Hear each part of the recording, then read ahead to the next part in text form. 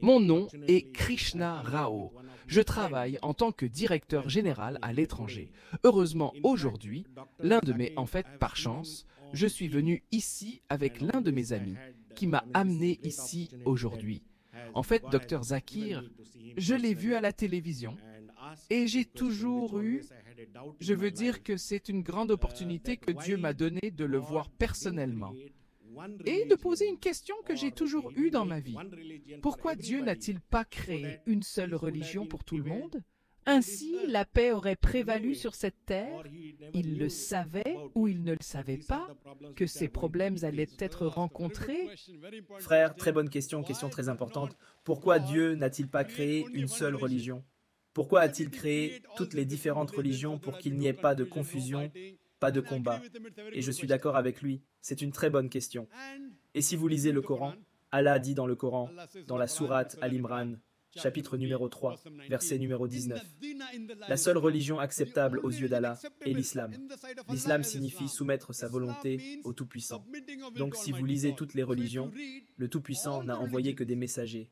Et les messagers qui sont venus depuis Adam, paix soit sur lui, jusqu'à Noé, Moïse, Jésus, Muhammad, paix soit sur eux tous.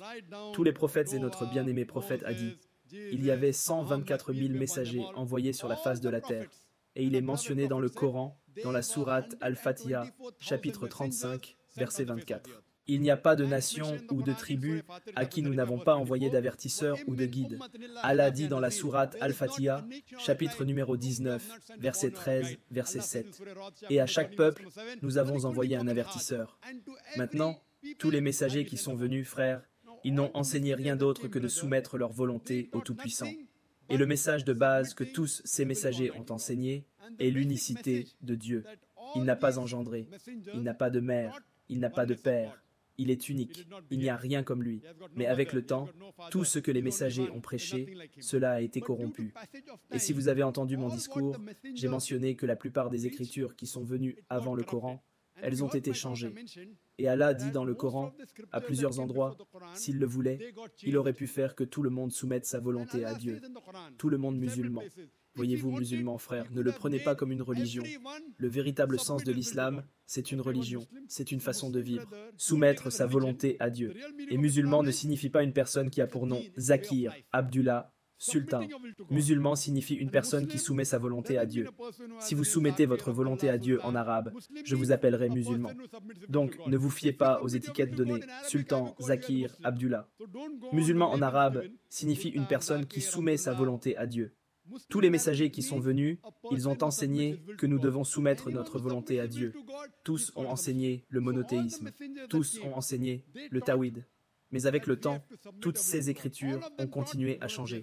Et c'est la raison pour laquelle le Tout-Puissant a envoyé le dernier et final messager, le prophète Muhammad, paix soit sur lui, et la dernière et finale révélation, le glorieux Coran. Maintenant, tous les messagers qui sont venus avant le prophète Muhammad, paix soit sur lui, toutes les révélations qui sont venues avant le Coran, elles étaient uniquement destinées à 16 personnes et à cette époque. Par leur nom, 4 sont mentionnés dans le Coran. Torah, Zabur, Injil et le Coran. La Torah est la Wahi, la révélation qui a été donnée à Moïse, paix soit sur lui. Zabur est la Wahi, la révélation donnée à David, paix soit sur lui. L'Injil est la Wahi, la révélation donnée à Moïse, paix soit sur lui. Et le Coran est la dernière et finale révélation donnée au dernier et final messager, le prophète Muhammad, paix soit sur lui. Mais le Coran dit aussi dans la sourate Ra'd, chapitre numéro 13, verset 38, il dit « À chaque époque avons-nous envoyé une révélation.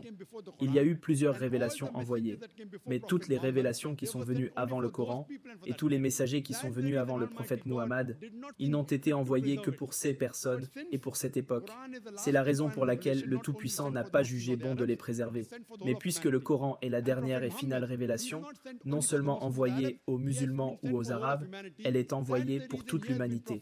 Et le prophète Muhammad, il n'a pas été envoyé uniquement pour les musulmans ou les arabes, il a été envoyé pour toute l'humanité. C'est la raison pour laquelle il a été prophétisé dans tous les principaux textes religieux mondiaux.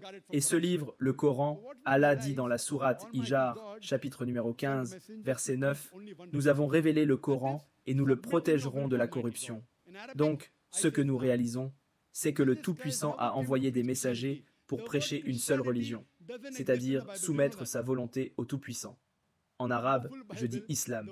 Jésus-Christ n'est jamais venu prêcher le christianisme. Le mot christianisme n'existe pas dans la Bible. Le savez-vous? Dans toute la Bible, le mot christianisme n'est pas là. Il n'a pas prêché le christianisme. Le mot chrétien était le surnom donné aux disciples de Jésus à Antioche, mentionné dans le livre des Actes. Surnom. Donc Jésus-Christ a prêché l'islam. Il est mentionné dans l'évangile de Jean, chapitre 5, verset numéro 30. Jésus-Christ a dit « Pas ma volonté, mais la volonté de mon Père, la volonté de Dieu ». En arabe, il n'a prêché rien d'autre que l'islam. De même, si vous lisez la Bhagavad Gita, Shri Krishna a dit que vous devez soumettre votre volonté à Dieu. Si vous voulez dire en arabe, il dit que vous devez accepter l'islam. Ce que nous réalisons, c'est que tous les messagers n'ont enseigné rien.